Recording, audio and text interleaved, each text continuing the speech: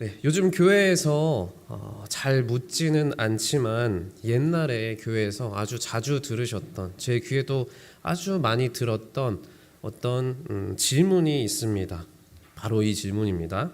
당신은 오늘 죽어도 천국에 갈 자신이 있습니까? 당신은 구원의 확신이 있습니까? 바로 이 질문이었습니다. 이 질문들을 아마 신앙생활 해오신 분들은 많이 들어오시면서 잘하셨으리라 생각합니다. 당연히 이 질문을 받으면 어떻게들 반응을 하실까요? 하나같이 구원의 확신이 있다고들 대답하셨습니다. 확신이 없다고 하거나 잠시라도 머뭇거리면 이 공동체 안에서 대역 죄인이 되는 분위기가 연출되었기 때문입니다. 여러분, 믿음의 반대말이 과연 무엇일까요? 믿음의 반대말은 불신앙일까요? 아니면 한 번 더 지혜를 짜내서 무관심일까요? 사실 믿음의 반대말은 믿습니다입니다. 안 믿어지기 때문에 힘주어서 믿습니다 하는 것이죠. 믿음은 힘주어서 강하게 이야기한다고 해서 믿어지는 것도 아니고 사실 성장하지도 않습니다. 여러분, 구원에 대한 감사와 감격이 여전히 남아 있으십니까? 아마 주일 오후에, 새해 첫날에, 이 나른한 오후에 예배를 드리러 오신 분들 정도면 구원의 감격으로 인하여서 막 뜨겁게 불타오르던 경험들이 다 있으셨으리라 생각합니다. 물론 지금도 그러신 분들이 있을 줄 압니다. 하지만 구원이 주는 힘, 이 구원의 감격만으로 우리가 천국 가는 그날까지 버티며 신앙을 지키며 살아가기에 우리에게 너무나 많은 이 땅에서의 시간이 남아 있습니다. 그래서요, 어려서부터 신앙생활하고 믿으면 손해처럼 여겨지기도 합니다. 그래서 저는 어렸을 때 하나님이 저를 조금만 더 늦게 찾아오셨으면 참 좋았을 텐데, 이런 생각을 해본 적이 있습니다. 이유가 무엇일까요? 하나님의 말씀으로 제 삶을 구속하시지 않고 편하게 제 마음대로 살다가 죽기 전에 믿어서 구원받았으면 좋겠다라고 생각했기 때문입니다. 예수 믿어서 그냥 천국이나 갔으면 좋겠다 하고 생각했기 때문이죠. 이런 생각을 가지면요, 심지어 누가 부러워지는지 아십니까? 예수님 십자가 옆에 매달렸던 그 강도가 부러워지기도 합니다. 왜냐하면 그 강도는 그가 살고 싶은 대로 구속당하지 않고 평생 동안 살다가 죽기 전에 예수님을 영접하여서 천국을 약속받았기 때문입니다. 여러분, 만약에 예수님을 모르는 어떤 분과 대화를 하다가 그분이 당신 천국 가는 거 말고 예수 믿어서 과연 좋은 게 뭐가 있습니까? 라고 물어보시면 뭐라고 대답하실 수 있을까요? 한번 곰곰이 생각해 보시기 바랍니다. 그리고 마음속으로 한번 내가 예수 믿어서 뭐가 좋지? 한번 생각해 보시기 바랍니다. 마땅한 답이 지금 떠오르시지 않다면 이 설교 말씀을 조금 더 집중해서 열심히 들어보시기를 추천드립니다. 지금까지 저희들이 함께 살펴본 바와 같이 구원의 감격만 가지고는 이 땅에서의 삶을 넉넉히 살아내기가, 신앙 가지고 넉넉히 살아내기가 참으로 힘이 듭니다. 오늘 말씀의 제목이 신앙으로 하는 일입니다. 신앙으로 하는 일. 아까 말씀드렸던 당신은 예수 믿어서 천국 가는 거 말고 과연 예수 믿어서 좋은 게 뭐가 있습니까? 라는 이 구체적인 물음에 대한 답이기도 합니다. 여러분, 신앙으로 할 수 있는 일이 과연 뭐가 있을까요? 극단적으로 가보자면 예수 그리스도를 믿고 영접하고 나의 구주 삼고 세례 받고 난 다음에 우리 왜 교회 나오고 신앙생활 해야 할까요? 오늘 본문 말씀인 로마서 3장 23절 말씀을 이 시간 함께 읽어보겠습니다. 로마서 3장 23절 말씀입니다. 자, 시작.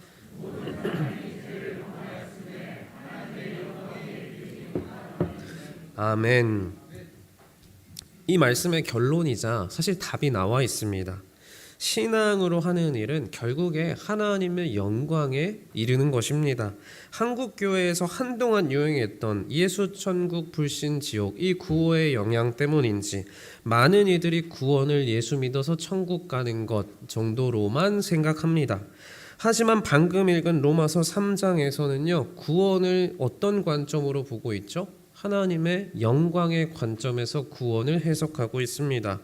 모든 사람이 죄를 범하였음에 하나님의 영광에 이르지 못하더니, 죄는요 치명적으로 하나님의 영광에 닿지 못하게 합니다. 그렇다면 우리는 하나님의 영광에 도달하기 위해서 죄 해결 문제에 집중하는 신앙생활을 해가면 될까요? 우리에게 그렇다면 복음은 죄 문제를 관리해주는 복음 정도뿐일까요?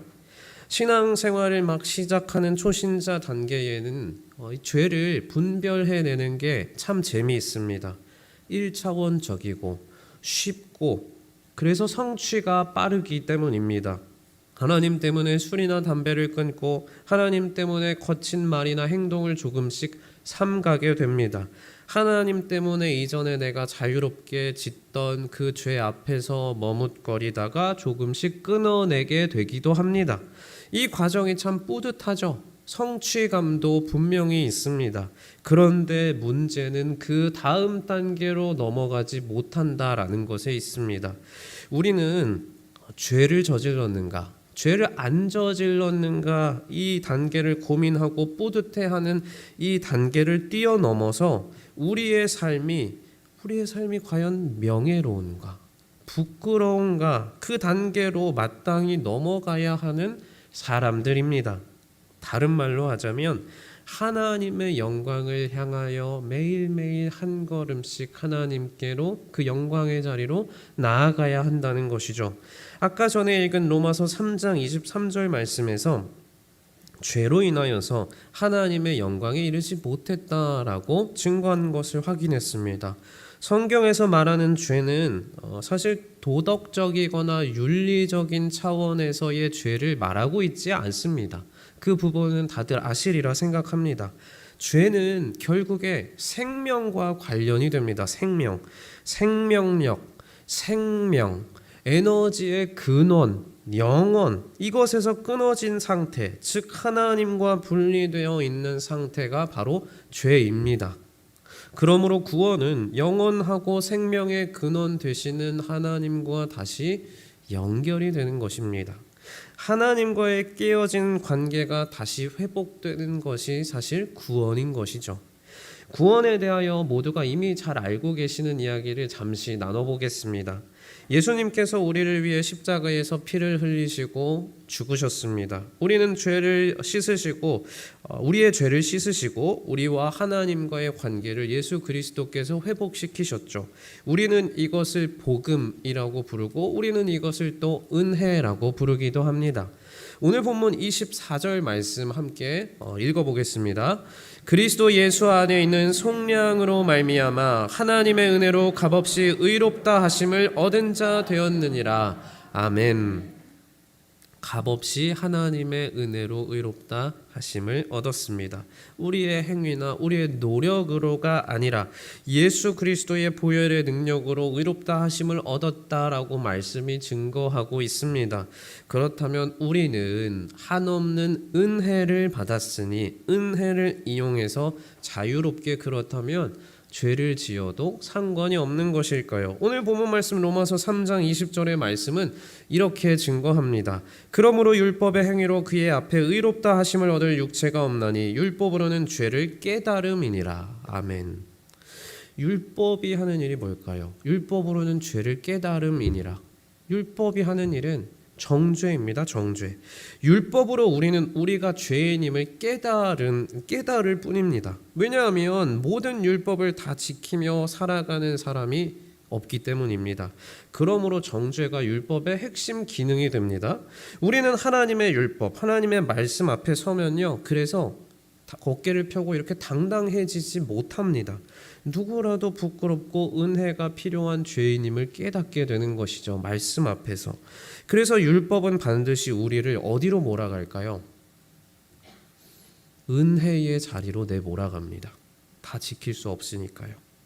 이 땅에서 법 없이도 살 정도로 깨끗하고 착하게 살아서 그분에게는 예수 그리스도가 정말로 필요 없을 것처럼 보이는데, 그는 법 없이도 살아서 그냥 구원 받을 것처럼 보이는데, 저 사람이 아니면 누가 천국 가냐라고 보이는 사람도 아무리 깨끗하게 산 사람이라 할지라도 성경 말씀을 읽고 예수 그리스도의 복음을 만나면 누구나 은혜가 필요한 죄인임을 스스로 고백할 수밖에 없다는 것입니다.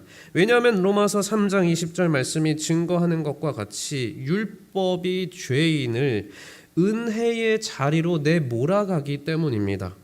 죄가 만연한 이 세상에서 거룩을 훼손당하고 또 거룩을 스스로 훼손시켜온 죄인이 거룩하신 하나님의 손길, 은혜를 갈망하게 될 수밖에 없기 때문입니다. 하나님의 형상대로 지음받은 사람이 다시 하나님의 형상을 정말로 더 좋은 것을 회복하길 바라는 그 갈망이, 마음이 누구에게나 있기 때문이죠. 그런데 은혜는 신앙생활의 최종 목적지가 아닙니다. 은혜를 갈망하는 자리가 끝이 아닙니다. 성경을 보시면 은혜는 반드시 우리를 책임의 자리로 내몰아갑니다. 데려가죠. 저는 이 부분이 발전되지 못하고 연구되지 못하고 또 사실상 외면해 왔기 때문에 한국교회가 성장하기를 멈추고 쇠락해 왔다고 생각합니다. 여러분, 보통 책임은 누구에게 물을까요? 선택한 사람에게 책임을 묻습니다. 당연한 말이죠. 선택도 안 했는데 그에게 가서 당신이 책임지십시오 라고 말하지 않습니다. 선택한 사람에게만 책임을 묻는 것이죠. 그가 선택을 했다라는 것은 그에게 선택할 자유가 주어졌다는 뜻입니다. 하나님은 우리를 거룩한 하나님의 백성으로 부르시고 율법을 뛰어넘어 은혜를 뛰어넘어 자유와 책임을 지는 자리까지 부르고 계십니다. 이전에 담임 목사님께서 하셨던 설교 중에 오늘도 사실 말씀을 또 비슷한 이야기를 하셨는데요. 건대 호수에서, 담임 목사님 학창 시절에 건대 호수에서 동료 이제 예비 목사가 될 그 학생 친구분을 위로하셨던 이야기를 하신 적이 있었습니다. 삶에서 만난 역경으로서 그 힘겨워하고 계시던 그분에게 욥기 23장 10절의 말씀, 내가 가는 길을 그가 아시나니 그가 나를 단련하신 후에는 내가 청금같이 되어 나오리라, 이 말씀을 읽어주시며 위로를 해주신 적이 있었는데, 그 친구분의 반응이 은혜를 받아 수긍하고 순종하고 그랬던 것이 아니라 난 정금 안 하고 평범하게 좀 살고 싶다, 이런 내용이었던 기억이 납니다. 그런데 저는요, 사실 이게 대부분의 사람들의 솔직한 마음이라고 생각합니다. 광야에서 고생하던 이스라엘 백성들은 가나안을 꿈꾸며 애굽을 나왔죠. 하지만 광야에서의 삶이 녹록지 않았습니다. 삶이 원하고 바라던 대로 되지 않았습니다. 그래서 이스라엘 백성들이 뭐라고 합니까? 야, 이럴 바엔 차라리 애굽으로 다시 돌아가는 게 낫겠다라고 이야기합니다. 어떻게 10개의 재앙을 경험하고 홍해가 갈라지는 거 정말 그 신비한 일 아닙니까? 그것을 눈앞에서 보고 만나와 메추라기를 먹었던 그 백성들이 차라리 애굽으로 돌아가는 게 낫겠다라고 말했던 것일까요? 그 이유가 과연 무엇일까요? 율법과 은혜의 자리를 넘어 자유와 책임을 지는 자리까지, 그 영광스러운 영역까지는 생각하지도 못하고 바라보지도 못했기 때문입니다. 사실 수준이 안 됐기 때문인 거죠. 하나님은 율법과 은혜의 자리를 넘어 자유와 책임을 지는 자리까지 우리가 나아가기를 바라고 계시고 내모시는 하나님이십니다. 우리 교회 표어도 오전에 사실 담임 목사님 설교도 저는 같은 맥락이라고 생각하고요. 저희가 담임 목사님이랑 저랑 약속한 것도 아니었는데 사실 오늘 메시지는 똑같은 메시지라고 저는 생각합니다. 선지자 엘리야가 바알과 아세라 선지자 850명과 대결을 했었죠. 무려 850대 1로 아주 용감하게 대결을 펼쳐서 이깁니다. 그게 열왕기상 18장에 나오는 내용이었습니다. 그런데 달랑 한 장 넘어가 보시면요, 열왕기상 19장에 가보시면 이제 엘리야가 언제 그랬냐느냐, 절망과 두려움 가운데 떨고 있는 모습을 볼 수 있습니다. 그렇게 용감했던 엘리야가 두려움에 떨고 있었던 이유는요, 바알을 숭배하던 그 왕비, 악독한 왕비였던 이세벨이 화가 나서 이제 엘리야를 죽이겠다고 달려들었기 때문입니다. 얼마나 무섭고 두려웠는지 850대 1로 싸워도 용감하게 승리를 쟁취해냈던 그 엘리야가 광야로 도망갔죠. 로뎀 나무에 앉아서 그 엘리야가 뭐라고 합니까? 하나님 이제 됐습니다. 이제 충분합니다. 이제 좀 저의 생명을 거두어 가십시오. 저를 죽여주십시오 라고 기도하는 장면을 우리가 달랑 한 장 넘어가서 발견할 수 있습니다. 하지만 하나님은 뭐라고 하시죠? 그래 엘리야야, 너 정말 그동안 애썼어. 이제 충분하다. 너는 할 만큼 했어. 그렇게 말씀하시지 않습니다. 오히려 엘리야에게 떡을 가져다 먹이시고 힘내서 가야 할 길을 너 더 가야 돼. 가자. 나와 함께 가자라고 말씀하십니다. 율법과 은혜를 넘어 책임의 자리까지 모셨던 것이죠. 하나님은 왜 악하고 참으로 악하죠. 참으로 연약한 우리에게 책임의 자리까지, 정금의 자리까지 함께 가자고 굳이 하시는 것일까요? 우리가 없으면 하나님의 일이 도저히 진행이 안 돼서 하나님이 그러시는 걸까요? 이게 하나님을 위해서 가자 하시는 걸까요? 아니면 우리를 위해서 가자 하시는 걸까요? 잘 아시다시피 하나님은 우리가 없어도 하나님의 일을 이루실 수 있는 전지전능하신 하나님이십니다. 당연히 하나님은 우리를 위해 우리를 하나님의 영광스러운 자리까지 데려가시기 위해서 책임의 자리로 내몰아가시는 것입니다. 그렇다면 우리는 무엇을 어떻게 책임져야 할까요? 하나님이 주신 자유의지를 적극 활용하여서 봉사와 헌신과 구제를 우리가 더 많이 하면 책임을 다하는 것일까요? 그렇게 해야지만 영광의 자리까지 갈 수 있을까요? 갈라디아서 5장을 보시면 모두 잘 아시는 성령의 열매에 대한 말씀이 나옵니다. 우리 다 아시는 말씀이지만 우리 함께 읽어보겠습니다. 자, 시작.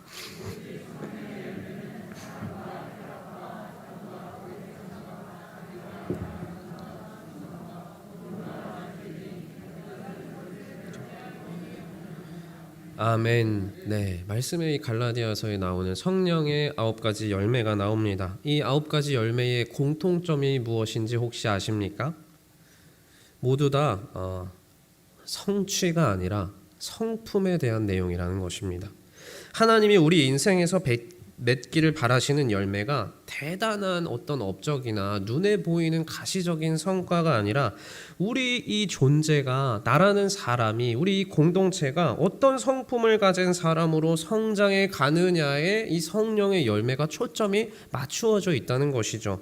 다들 헨리 나우엔을 잘 아시리라 생각합니다. 세계적인 명문대학인 예일대와 하버드대에서 교수로 일을 했고 베스트셀러의 작가로 그의 저서가 무려 50권이 넘습니다. 겉으로 보았을 때 헨리 나우엔은 너무나 많이 성취한 사람이었습니다. 기독교 내에서의 기준뿐만 아니라 세상의 기준으로 보더라도 삶을 적극적으로 책임을 다해서 살았고 그에 따라 눈에 보이는 열매들도 많이 맺은 사람이었습니다. 하지만 헨리 나우엔은 하버드대 교수로 잘 나가던 이 시절에 하버드 교수직을 내려놓고 라르쉬라는 장애인 공동체로 들어가서 남은 인생을 모두 다 바치고 거기서 하나님 앞으로 가게 됩니다. 그가 라르쉬 공동체에서 겪었던 유명한 일화가 있습니다. 공동체원 그 장애우 친구들을 돌보던 중에 어떤 분이 헨리 나우엔에게 당신은 누구입니까? 하고 물었다고 합니다. 헨리 나우엔은 저는 하버드대 교수였던 헨리 나우엔입니다 하고 대답을 합니다. 그런데 그에 대한 이 장애우의 반응이 헨리 나우엔에게 너무나도 큰 충격을 주었다고 합니다. 이 장애우는 헨리 나우엔에게 이렇게 되물었다고 합니다. 하버드가 뭔데요? 나우엔은 지금까지 이런 류의 질문을 받아본 적이 없었습니다. 하버드는 사실 설명이 굳이 필요 없는 세계 최고의 명문대학이었고 그곳에서 교수직을 맡고 있다면 사람들은 누구나 그를 우러러보고 여태까지는 다 인정해 주었기 때문입니다. 그날 밤에 헨리 나우엔은 일기에 이렇게 적었다고 합니다. 오늘 나는 놀라운 경험을 했다. 이 사람들은 내가 하버드대 교수인 것과 많은 업적을 세운 것을 알지도 못하고 관심도 없었다. 이곳에서 나는 그저 헨리 나우엔일 뿐이다. 여러분, 제가 말씀드린 이 예화의 포커스는 세상적인 성취를 부러워하지 맙시다 아니고 모두 다 버리고 더 낮은 곳으로 나아갑시다. 이것도 아닙니다. 제가 말씀드리고자 하는 핵심은 오늘 설교의 제목, 결국에 신앙으로 하는 일이 뭐냐라는 것입니다. 기독교 신앙으로 구원받아 천국 가는 거 말고 과연 우리가 뭘 할 수 있냐라는 것이죠. 신앙으로 하는 일은 성취가 아닙니다. 성취의 주도권은 사실 하나님에게 달려 있습니다. 그렇다고 해서 저희가 무기력하게 아무런 책임도 부담도 가지지 않고 가만히 있어도 된다, 책임을 회피하자라는 뜻이 전혀 아닙니다. 우리는 하나님이 이끄시는 영광의 자리로 나아가야 하는 사람들이죠. 그런데 이 영광의 자리가 획일화되지 않습니다. 하나님은 우리를 고유하게 만드셨기 때문이죠. 다 다릅니다. 그 자리까지 이끄시는 과정 중에서 하나님은 우리의 고유한 인격, 나의 나됨을 다듬어 가시고 우리의 성품을 하나님 닮은 성품으로 만들어 가십니다. 사랑과 희락과 화평과 오래 참음과 자비와 양선과 충성과 온유와 절제의 에너지, 이 에너지의 원천이 되시는 하나님과 연결된 사람들로서 삶의 현장에서 하나님 바라보면서 이 열매들을 맺어갈 수 있도록 우리를 연습시키시고 사역의 현장에 두시고 곤란한 상황, 이것들을 헤쳐나가게 하시는 것이죠. 신앙의 근육을 만들어가게 하시는 것입니다. 오늘 다미 목사님의 말씀과 연결하자면 삶에서 만나는 시험과 사명과 봉사와 헌신의 자리를 통하여 능히 감당하는 책임감 있는 교회로 우리를 만들어 가신다라는 말씀입니다. 그렇게 치열하죠. 이 과정이 치열합니다. 지루하죠. 비천하고 피곤하고 때로는 너무나 초라한 이 삶의 자리와 문제들 속에서 하나님 바라보면서 그래도 믿음으로 한 걸음 더 나아가려고 발버둥 치다 보니, 그리고 뒤를 돌아보니 어느새 하나님이 나라는 이 존재를 아름답고 근사하게 빚어오시고 열매 맺어오게 하셨던 것들을, 그 은혜를 우리가 돌아보니 발견하게 되는 것입니다. 여기에 분명히 하나님의 은혜가 있죠. 지나보니 모든 것이 하나님의 은혜였다라고 고백하지만 그 은혜의 여정을 하나님 의지하여 치열하게 더듬더듬 걸어온 우리의 무수한 책임의 영역들이 분명히 존재한다는 것입니다. 그리고 그 책임을 감당해온 사람들이 깎이고 또 깎이고 빚어져서 정금이 되어져 간다라는 것이죠. 이 책임의 영역을 종교의 영역으로 가둬서 생각하지 마시고 일상생활까지 확장하여 발전시키시고 개발해 나아가실 수 있기를 바랍니다. 그렇게 하기 위해서 이 신앙을 1 더하기 1은 2 이렇게 정해진 공식으로 여기고 단순히 외우지 마시고 율법에 담겨있는 이 묵상하시며 하나님 아버지의 마음을 깨달아서 응용하시고 상황을 분별하여서 지혜롭게 대처하시기 바랍니다. 이러한 성장은 우리가 어린아이처럼 매번 은혜만 바라는 것이 아니라 하나님과 보폭을 맞추어서 우리에게 그때 맡겨주시는 책임을 질 때 그 성장이 이루어집니다. 성령의 열매가 책임을 지는 우리 존재에게, 그 인격에 주렁주렁 맺혀져 가게 되는 것입니다. 하나님은 일의 성취가 아니라 사람의 성품, 하나님과 결국에 함께하는 존재에게 관심이 있으시고 그 존재를 통하여 하나님의 일을 역사 속에서, 역사의 흐름 가운데서 하나님의 필요에 따라 이루어 가십니다. 여러분, 신앙으로 할 수 있는 일이 얼마 없는 것 같아서 허무해지지 마시고 또 헛헛해지지 마시고요. 또한 반대로 교회 일을 내가 더 많이 해서 뭔가 더 보이는 성과를 내야겠다라고 생각하지 마시고 오늘 내 곁에 두신 사람들을 돌아보시고 허락하신 공동체에서 화합을 이루시고 하나님이 오늘 우리에게, 또 오늘 우리 공동체에게 허락하신 것들을 감사함으로 누리시길 바랍니다. 율법을 지키는 것에 매여 1차원적인 명분을 주장하는 것에 매여서 사실상 하나님의 관심과는 상관없는 나의 의를 드러내기 위한 책임에 매여서 종교 활동을 하시다 보면요, 신앙으로 할 수 있는 일이 그렇게 계속 가다 보면 결국에 천국 구원만 남게 됩니다. 왜냐하면 내가 하나님의 일인 줄 알고 내가 그렇게 밀고 나아갔던 것들이 사실 하나님과 상관이 없었기 때문입니다. 오히려 함께 교회를 이루고 있는 지체들에게 상처를 주고 공동체를 해칠 뿐입니다. 오히려 하나님의 일을 방해하게 되는 것이죠. 그렇게 되면 이 땅에서 하나님과 관련 있는 듯 없는 듯 살아가는 그 시간들이 안 믿었을 때보다 오히려 더 괴로워집니다. 누구보다 열심히 하나님의 일을 한다고 했지만 정작 하나님을 놓치고 있었기 때문입니다. 저의 이야기이기 때문에 이렇게 구체적으로 이야기를 드릴 수 있습니다. 그러나 매 순간을 겸손하게 하나님에게 집중하셔서 일상을 신앙생활로 만드시면 신앙으로 할 수 있는 여러분들의 고유한 일들이 이제 보이실 겁니다. 반드시 보입니다. 하나님이 열어가시거든요. 아주 가볍고 소소한 일상들이 매일 반복되는 지겨운 일들이 치를 떨 정도로 보기 싫었던 사람들과 너무나 가기 싫어서 거부했던 그 장소들이 하나님의 은혜를 의지하여 책임지며 돌파해가는 그 존귀한 존재들에게 영광의 자리로 변화되는 경험을 반드시 하게 되실 것입니다. 이것이 바로 신앙으로 하는 일입니다. 너무나 아름답고 너무나 근사하지 않습니까? 이 영광의 자리를 구체화시키는 것, 그것은 사실 우리 각자가 하나님과의 관계에서 해 나아갈 몫입니다. 하나님 말씀 의지하여 성령의 세미한 음성에 귀 기울여 회피하기보다 책임져 보시면 하나님이 지혜와 분별력을 주시고 우리의 앞길 가운데, 우리 교회의 앞길 가운데 새 길을 반드시 열어 가실 것입니다. 이제 2023년 새해를 시작하시는 여러분들께서 한 해 동안 신앙으로 할 수 있는 일들을 많이 발굴해내시고 풍성하게 발전시켜 나아가셔서 많은 열매 맺어 나아가시는 복된 한 해가 되시기를 간절히 축복드립니다. 마지막으로 에베소서에 나오는 신앙으로 할 수 있는 일이 무엇인가에 대한 사도 바울의 권면으로 오늘 말씀을 마치도록 하겠습니다. 우리 함께 집중하셔서 함께 읽어보겠습니다. 자, 시작.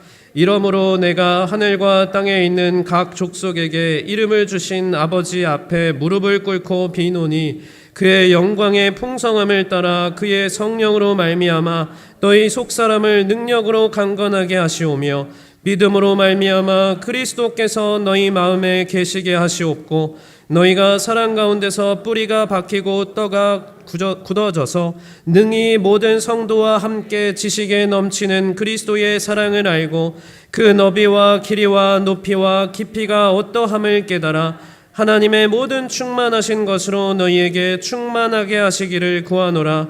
우리 가운데서 역사하시는 능력대로 우리가 구하거나 생각하는 모든 것에 더 넘치도록 능히 하실 이에게 교회 안에서와 그리스도 예수 안에서 영광이 대대로 영원 무궁하기를 원하노라.